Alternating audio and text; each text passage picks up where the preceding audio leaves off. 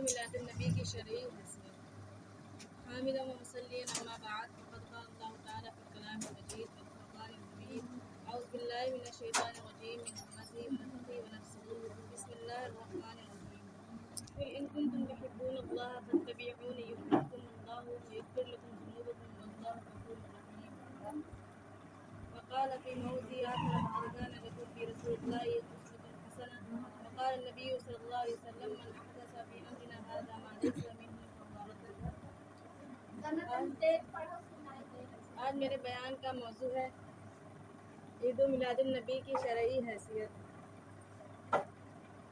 جس دین و مذہب کو ماننے والے ہیں اس کی امتیازی و مرکزی شان یہ ہے کہ اس کا ہر عمل سنت رسول کے مطابق ہوتا ہے۔ بغیر سنت رسول کے اسلام کی کوئی بھی عبادت عند اللہ مقبول ہی نہیں ہو سکتی ہے۔ رسول صلی اللہ علیہ وسلم کی عملی زندگی ہمارے لیے مشعل راہ ہے، جیسے کہ قرآن کریم میں اللہ تعالیٰ ارشاد فرماتا ہے لقد کان لکم فی رسول اللہ اسوۃ حسنہ، یقیناً رسول صلی اللہ علیہ وسلم تمہارے لیے بہترین آئیڈل ہیں۔ اتباع سنت یا اتباع رسول ہی محبت رسول کا معیار ہے۔ بغیر اتباع سنت کے محبت کا کوئی تصور اسلام میں نہیں کیا جا سکتا۔ اللہ تعالیٰ محبت رسول کی حقیقت و حیثیت کو قرآن میں کھول کھول کر بیان کرتا ہے کہ تاکہ مسلمانوں کے لیے اس امر میں کوئی پیچیدگی و غموس باقی نہ رہے۔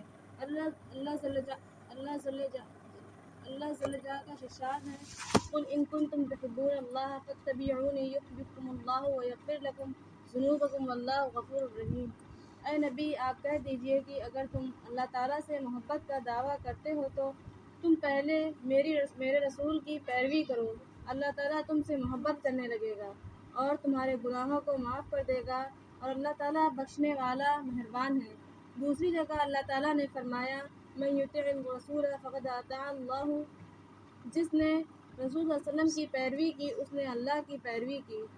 ان دونوں اور ان جیسی بے شمار دلیلوں سے یہ بات واضح ہوتی ہے کہ اسلام میں کسی عمل کو انجام دینے سے پہلے یہ غور کرنا چاہیے کہ کیا رسول صلی اللہ علیہ وسلم کی احادیث صحیحہ سے یہ عمل ثابت ہے کہ نہیں، رسول صلی اللہ علیہ وسلم نے بھی اس کو کیا ہے یا کرنے کا حکم دیا ہے کہ نہیں۔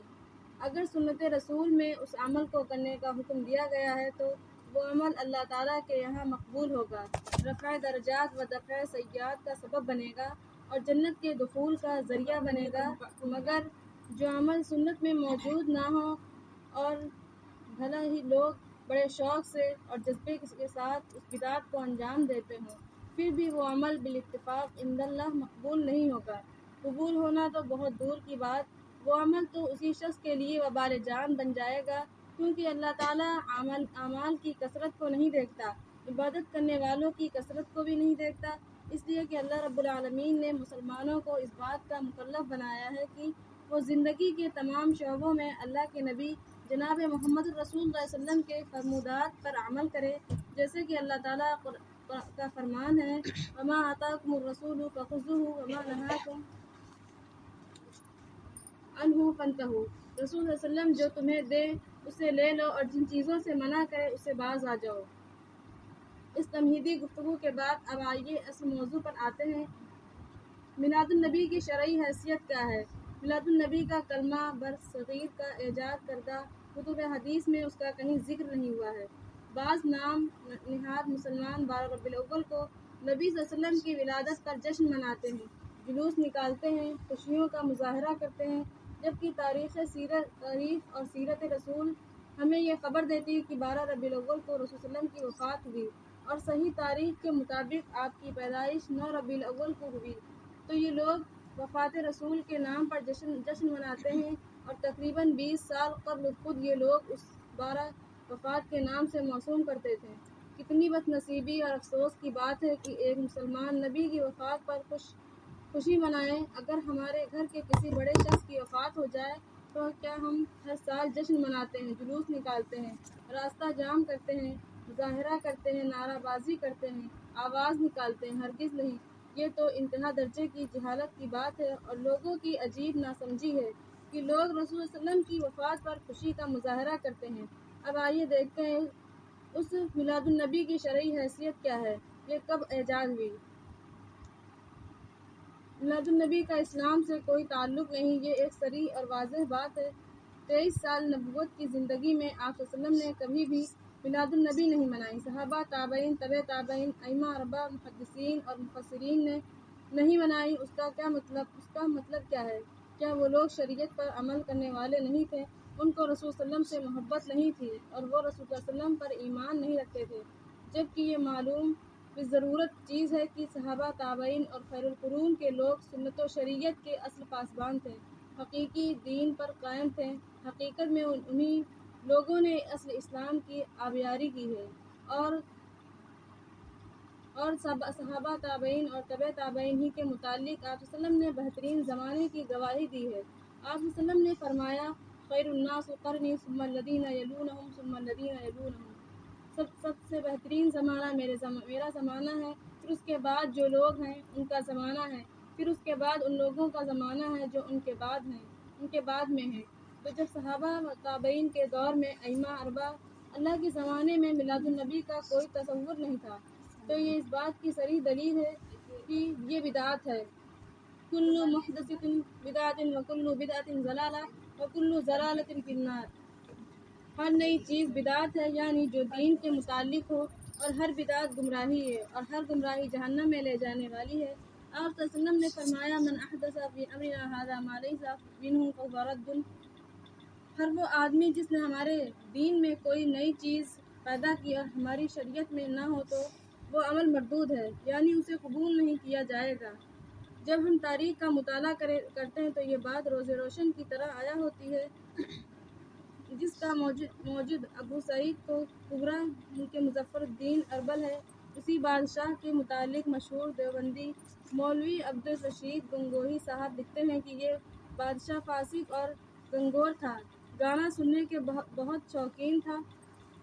یہی نہیں بلکہ وہ خود ناچتا تھا اور اپنے پاس لوگوں کو نچانے کے لیے جمع کرتا تھا۔ اب ذرا ہم اپنے کان کھڑے کر لیں اور غور سے سنیں، جو عمل نبی صلی اللہ علیہ وسلم کی وفات کے تقریباً 600 سال کے بعد شروع ہوا اور اس کا ایجاد کرنے والا بھی معتبر نہ ہو، تو اس عمل کو دین کا درجہ دینا اور ایمان کا جز سمجھنا، محبت رسول کا حصہ سمجھنا اور نہ ماننے والوں کو گستاخ رسول تصور کرنا کہاں تک درست ہو سکتا ہے؟ ہر عقل مند شخص اس پہلو پر غور کرے، اپنے ایمان کا جائزہ لے، کیا یہی اصلی اسلام ہے؟ نہیں، قطعاً نہیں۔ اگر اس میلاد کو منانا ہی اصل اسلام ہے اور نہ منانا گستاخ رسالت ہے، ایمان و اسلام کی منافی عمل ہے، تو میں پوچھنا چاہتی ہوں کہ کیا نعوذ باللہ صحابہ کرام رضی اللہ عنہ گستاخ رسول تھے؟ کیا تابعین و تبع تابعین گستاخ رسول تھے؟ کیا ائمہ اربعہ گستاخ رسول تھے؟ پیران پیر شیخ عبدالقادر جیلانی رحمۃ اللہ علیہ گستاخ رسول تھے؟ نہیں، ہرگز نہیں۔ یہ وہ اسلاف و بزرگان دین ہیں جنہوں نے اسلام کی آبیاری کی ہے، جو علم و عمل، زہد ورع کے علم بردار تھے اور جو سنت شریعت کے حقیقی پاسبان تھے، مگر انہوں نے اپنی زندگی میں کبھی بھی میلاد نہیں منائی اور نہ ہی ان لوگوں نے میلاد کے جلوسوں میں شرکت کی۔ جب ہم نے یہ جان لیا کہ میلاد النبی ایک بدعت ہے، اسلام سے اس کا کوئی تعلق نہیں، تو یہ بھی اچھی طرح جان لیں کہ شیطان کس طرح لوگوں کے ایمان و عقیدے کو برباد کرتا ہے اور کیا کیا خرابیاں پیدا کرتا ہے۔ 12 ربیع الاول کی تاریخ جب آتی ہے تو لوگ کتنے جرائم اور گناہ کا ارتکاب کرتے ہیں۔ نمبر 1، جلوس نکالنا۔ لوگ اپنی گاڑی گھوڑے لے کر سڑکوں، گلیوں، کوچوں اور محلوں میں بکھر جاتے ہیں، راستے روکتے ہیں، آوازیں کستے ہیں، پوری مارکیٹ کے نظام کو درہم برہم کرتے ہیں، امن و سکون کو غارت کرتے ہیں۔ کیا یہی اسلام کی تعلیم ہے؟ یہ تو ہندوانہ رسم و رواج ہے، جیسے دسہرے کے موقع پر سارے برادران وطن ہندو کرتے ہیں، یہ تو ان کی ہی مشابہت ہے۔ نمبر 2، آمد رسول کا اعلان کرنا۔ گمراہ اور بدعقیدہ لوگوں کو موقف یہ بھی ہے کہ نعوذ باللہ 12 ربیع الاول کو رسول صلی اللہ علیہ وسلم تشریف لاتے ہیں۔ کیا اس طرح کا عقیدہ رکھنا اسلام میں درست ہے؟ اس کی بھی کتاب و سنت میں کوئی اصل موجود ہے؟ نہیں، قطعاً نہیں۔ مرنے کے بعد دوبارہ دنیا میں کوئی نہیں آ سکتا ہے۔ روحوں کی آمد کا عقیدہ ہندوؤں کا عقیدہ ہے۔ نمبر 3، مال ضائع کرنا۔ فضول خرچی کرنے والا شیطان کا بھائی ہے۔ 12 ربیع الاول کی مناسبت پر خرچ ہونے والی رقموں پر ہم غور کریں اور سوچیں کہ اگر ان بدعات و خرافات کی جگہ کسی اچھے اور نیک کام میں وہ مال خرچ کیا جائے تو مسلمانوں کے بہت سارے مسائل حل ہو جائیں گے۔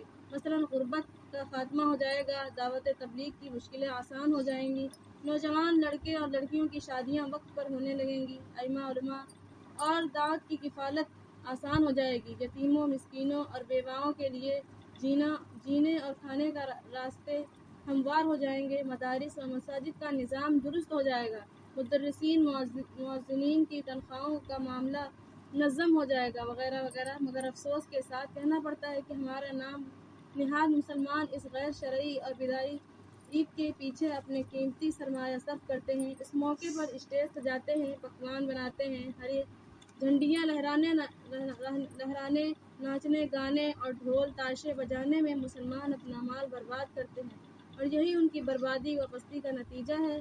اللہ تعالی ہم سب کو مال کی حفاظت کی توفیق عطا فرمائے، آمین۔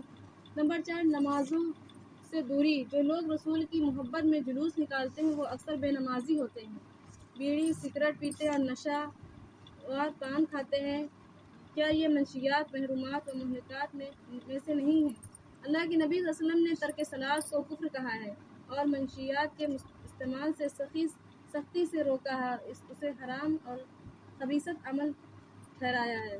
نمبر 5، مردزون کا اختلاط۔ جلوس کے موقع پر بے پردہ لڑکیاں گھروں سے نکلتی ہیں، کیا یہ بھی محبت رسول کا حصہ ہے؟ نعوذ باللہ من ذالک۔ مسجدوں میں آنے سے ہم عورتوں کو روکتے ہیں، فتنے کا بہانہ بناتے ہیں، اور جہاں مردزون کا واضح اختلاط ہے تو وہاں پر ہم اپنی بہن بیٹیوں کو بھیجتے ہیں۔ واہ کیا ایمان ہے! اللہ تعالی ہم سارے مسلمانوں کو ہدایت عطا فرمائے۔